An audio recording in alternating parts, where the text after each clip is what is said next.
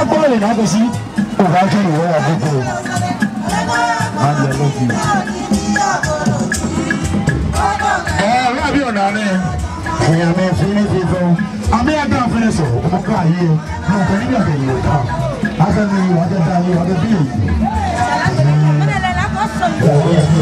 Oní amákọ̀ ọ̀mọ̀ náà ló fi wo bẹ́ẹ̀ fún tẹ́lẹ̀ ìṣe àbí èmi wo orí lọ́wọ́ ẹ̀kẹ́ níbi ìkọ̀wé fi wo ọ̀sà ìnà ní ìfi òmàdé. Wọ́n kọ́ yé ọ̀nà wọ́n àbí ẹ̀bí ẹ̀ náà àmì basakọ́mọ̀ owó yẹ kọ̀ ọ̀mọ̀nyé. Virtuous women yẹn nù ọ́ dẹ́ Royal Virtuous pẹ̀kú náà wọ́n ti pè é ní wọ́n bọ́ àwọn ẹ̀nà ní wọ́n yẹ wọ́n bọ́ àwọ̀ hẹ̀ wọ́n bí àsukù yà wọ́n nùtí mọ̀ ẹ̀ wọ́n níbi pẹ́pẹ́ bàbá ó ní hàn àtọ̀ àṣì àmàṣì jìnnà ní wọ́n fi ọ́ the Royal Virtuous women ọ̀kẹ́kẹ́ jẹ́ tó o bá fọ́tà wọ̀ hẹ̀ child again you boy náà 0594 012.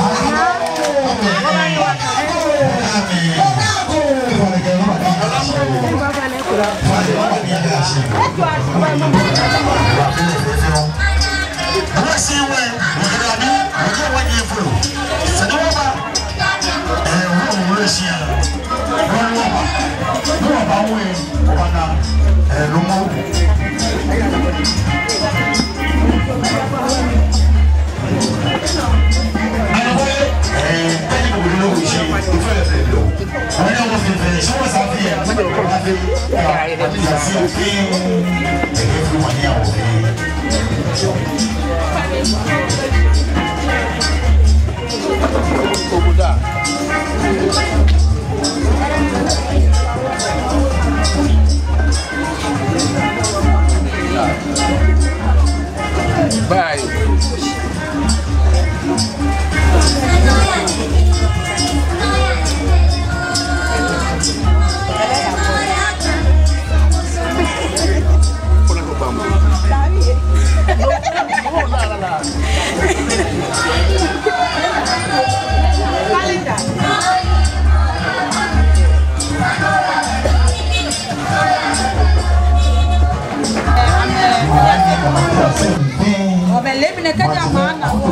Royal Virtuous Yia Kuni were your who are making the Amusan. We are into our home. That is Nanya Edumoshio to buy a Sia, a Banya Etrasia, a machine, Nina Bakoba, Okaja Menakune, Lebine, 1 year left. So, any Esega, Omo, Bomba, you work away about trans. You were here, what do you want to do? Walk about Hame, but I feel Kajame and Pame, Chatame, Nijom, Bamami, Echo Asawa, and Yakaway, Ameshipon. Well, living a Kajam away. Chairman, we never be a Ghana.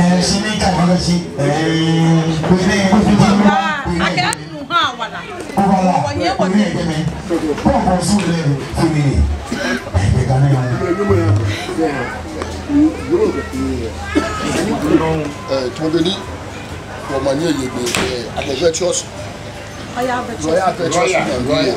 Avec Proveni Amélie, ni Eche Afie, avec Amélie Ton, mais on nous parle de chez lui.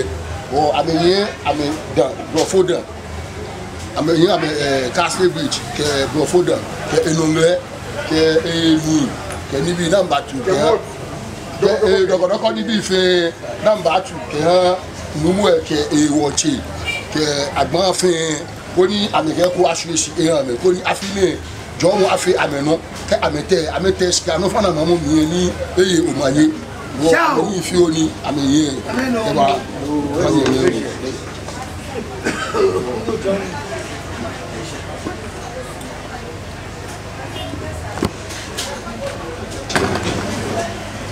dia da shi o fiam shi da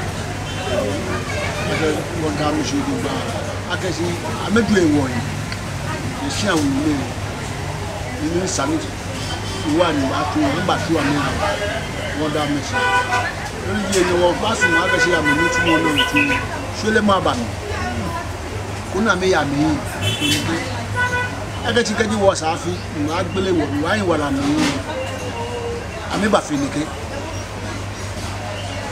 méjì tẹ ọba gbà mí bẹ̀ ìfẹ́ èbè ní lóko ọba gbà ọ̀nà ìwọ̀n sá àwọ̀ yìí ẹ̀ ọba tí wọ́n bẹ́ǹkà kó náà máa mi ti bẹ́ wọ́n bẹ́ǹkà wọ́n tó àwọn ní àbá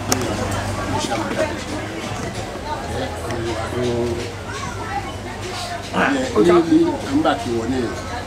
You can't make the Bible may have a good and a two. I want to get you for about one. I'm sure I'm asking you for my year. Try. Royal Virtuous Women, what you ask for? I ask for a structure. Ye, I pay pony, they ask for what fair and can't pay. Bẹ́ẹ̀ni wọ̀kẹ́ wọlé nínú di Royal Virtuous Women ní èdè akẹ́ wọ́n yẹ mmanye mẹ́kẹ́ manchama bí yẹ wọ́tẹ́ ìwọ̀wọ̀ náà wọ́n yẹ akẹ́ òde àbí ìjù nù hàn wọ́kọ́ nìkẹ́ Royal Virtuous Women ní ṣì èjì yẹ níjẹ hey different bàbá ó ní wọ́n fẹ́ wọ̀ ẹ̀ ekòmé di Royal Virtuous Women ní wọ́kẹ́ tí wọ́n nìkẹ́ ní túmọ̀ ní ìwọ ẹ̀mọ́ ìwé jìn akẹ́ wọ́n jẹ́ Royal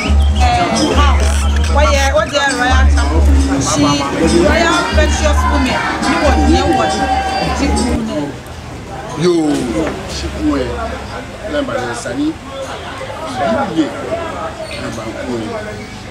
Why not this one?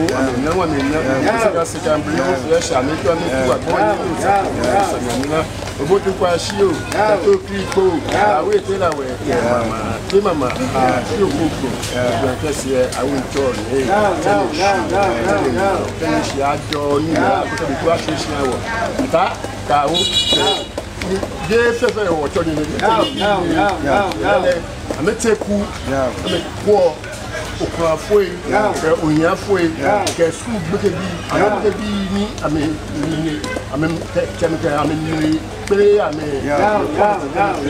ni huwe ame nyo me yo ame bua ni pai lumwe ni yo ga odidi aka tuwa la ka tinamu yo do ame sepe e no me na mba no fi shade wo ona tuwe ne finoti so fa drama wo tra no me ya fi wo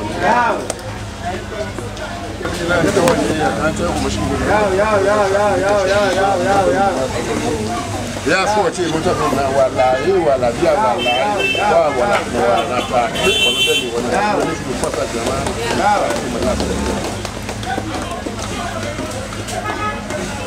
go da sa shi ni o no kana ba sa shi to ma yi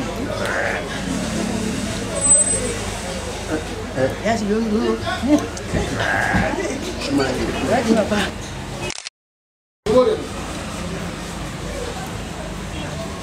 kambu yao to kambu efage amenye mo fa wo amana ekunu wo ke be ba me wo la nye trashi ya mi koni etu amegbe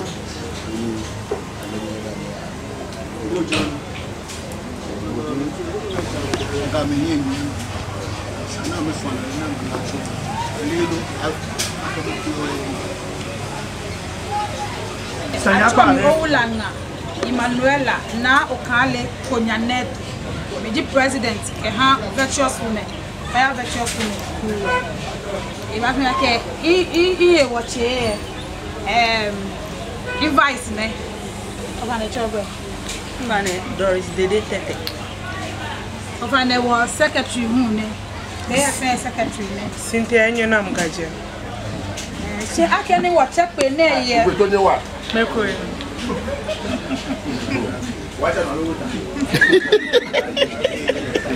I can't pay ne ye. Na ufane ji. O ka te o Dede Tete.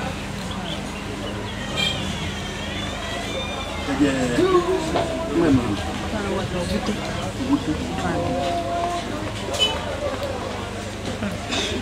I can't work here pay ne ji pe ko ni watch ya ga. Papa ne no fe. Waya hefia enu obaya waya rep ye jeme e wo woga ne rep di wo don che wo manye wo hie wo treasure ya bi e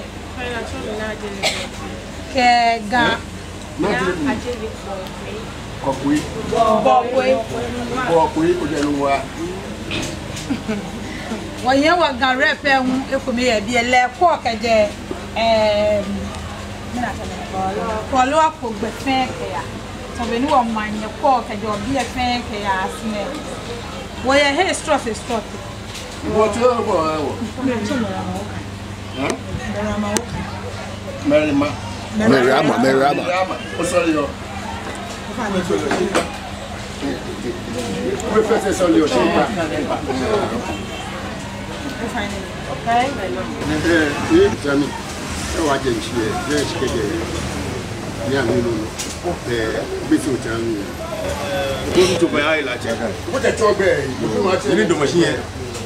I told me ni Uchiami community. Bese Uchiami.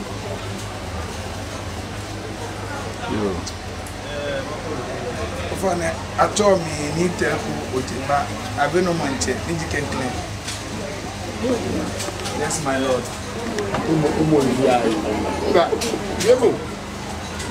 I don't know if you're sharing.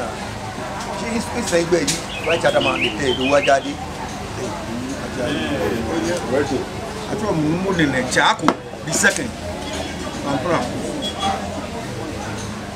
I told me they are fight or go check.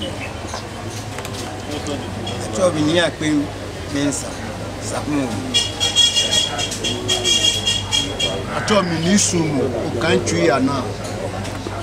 First, Majo Manche. Dear Majo, who want to money? No, dear Majo, who want to money? The Bami, Sakuno Wolom, war commander of the Ghana State.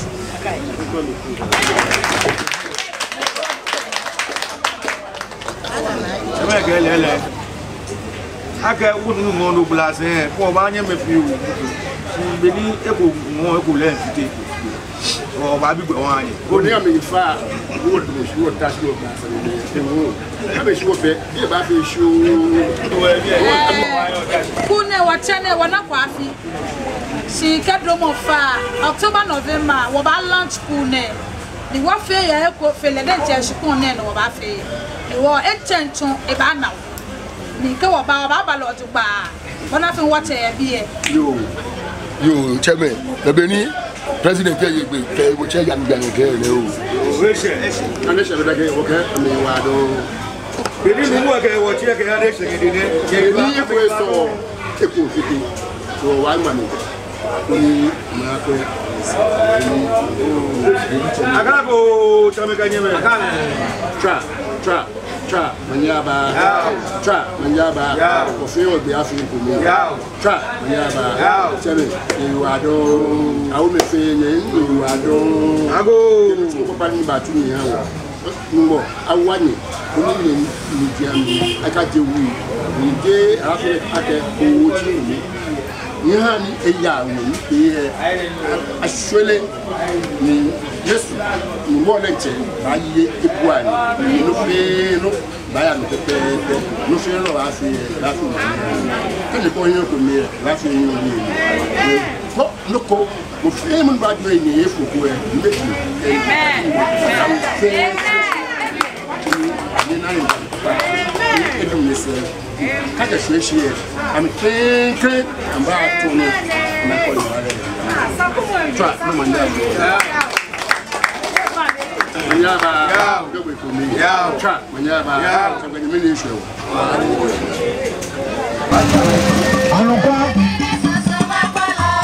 Kaji okoro jeni pene kaji ose asine wa jeje me obana pene jeje amefi onu ni sani amefi anoko kaji yojibo no la ko chuni ka gbo ina ke se wa jeni pene kaji yojibo no chuni ka gbo ina ke ko ba jeni pene amefi oni fi fun to balete ro abi ona amene ameke ameslaga ameke no wa to so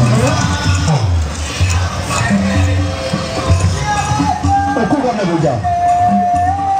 Si le wo oui, go bebe, go mona, go wa sesi.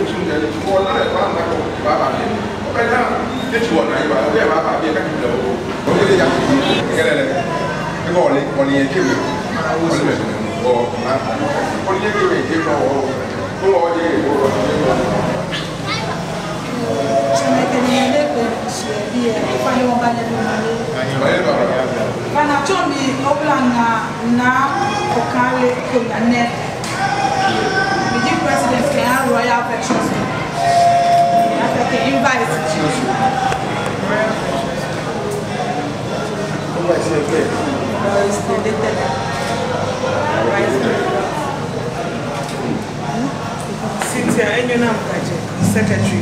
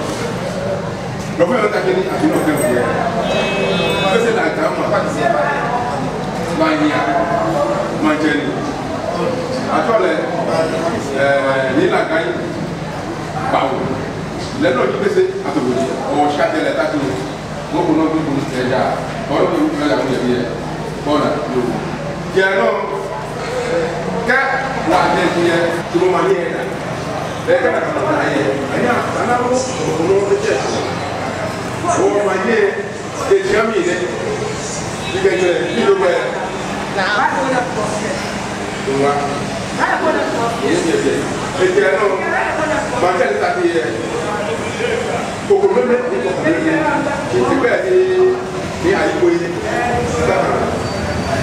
abẹ mọ́tà ẹ̀kọ́ kékeré oníṣẹ́ lọ àtọ́lẹ̀ náà àyíká kọ́ sa. Niko ana. Niko ana. Lagi pese manusia kalau yang ada namanya ini.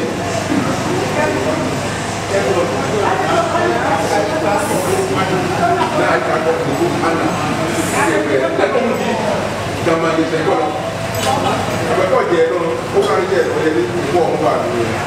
Ini dia tu juga. Tapi dia tu. Bukan saja ini masa macam itu, macam buku atau naik tanah. Kalau saya boleh, saya nak jual macam itu. Ini baca apa? Kalau siapa? Buku tu ni kalau buku jadi macam. Apa kau baik? Saya boleh orang nak jika mau buku tu belum baik, jadi. Bocor ini bukan kata izin sejati.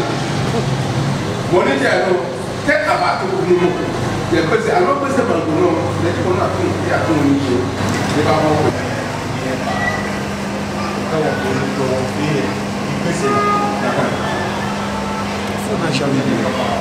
Pasti jadi.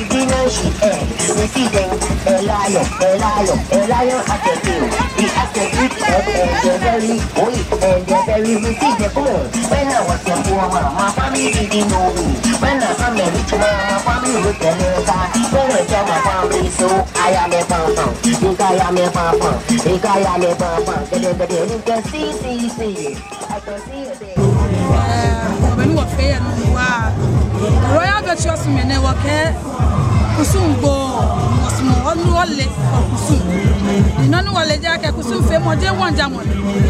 Yi dane ira ke obo ade won podente neke ha. Efe ni fun wa wana ala aka ni konu.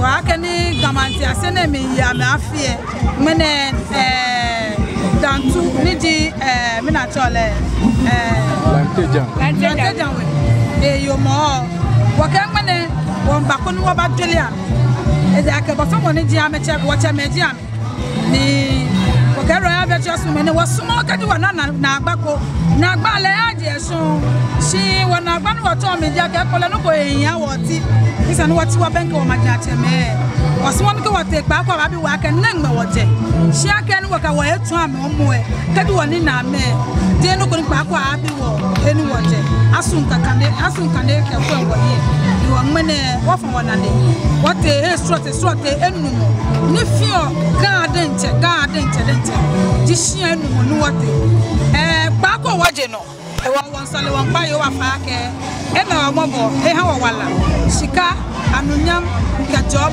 wala se chele wala fe wo sa afie le ba fe ko ba pa e fia wo ba fe le bo misa e ha ma yonya obe meni ayo afie ale no ye che yo mu ke halu me be ke yani ga jo ye chano ga ye na ga no ka kone ko ba pa ma yo ke ha ye fo ife ni kamoko me ni chua me na di da ni chua me na ni nani make diake ngawo ninke ba ha maja cheme fe diake amedi wo ichi ka me be wo be wono ni pa me fe fa diake amema wo mambi ami ojopa wona fe ni na agbako akaba me bia ka ka gan wo ba ye afie keke me kuma tue fa diake na agba cheke type yoshi shafi ne wo ko afi afi surunkuko wona ne ke na manya na agba ne wo wale to wale ke no wo solo wo bi Yehowa efele na kan ha wo wala ke e ba cha no na kan no ka cha no ma ke ma ye fo ye fe dia ke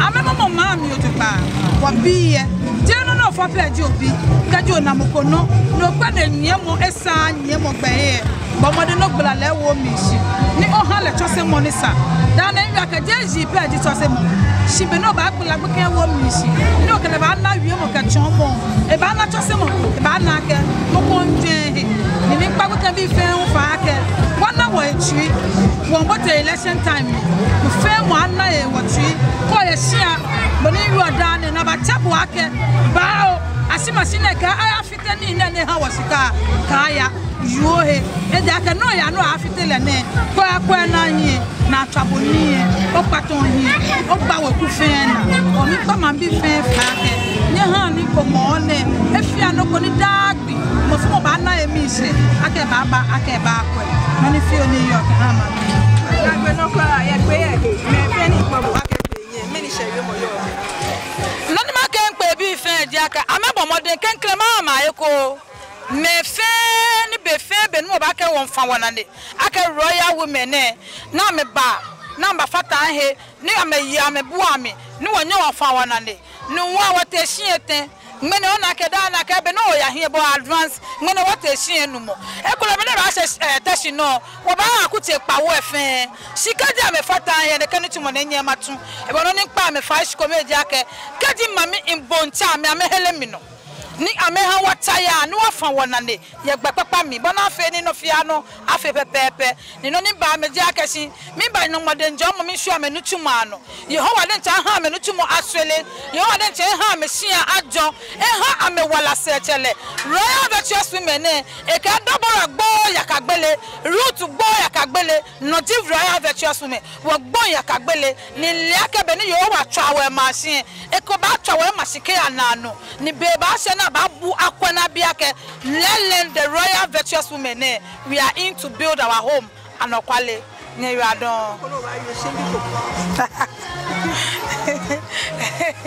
la ne pani yon marie peja ka mi ya me ga me fe afi aneba ni nawo wasa afi be ne ka che wo gba anawo ye walami anawo ye walami aka nawo ye fon mi pa mo fe mo fa shi ko mekun wake wo mo wo he wo ha shi ajo ye wo no wo twa ni wo no wo fitole ni wo je ye ni wo ba fitele si afi ni wo ka the royal virtuous women won twa ni wo twa ni eya hie wo fitele don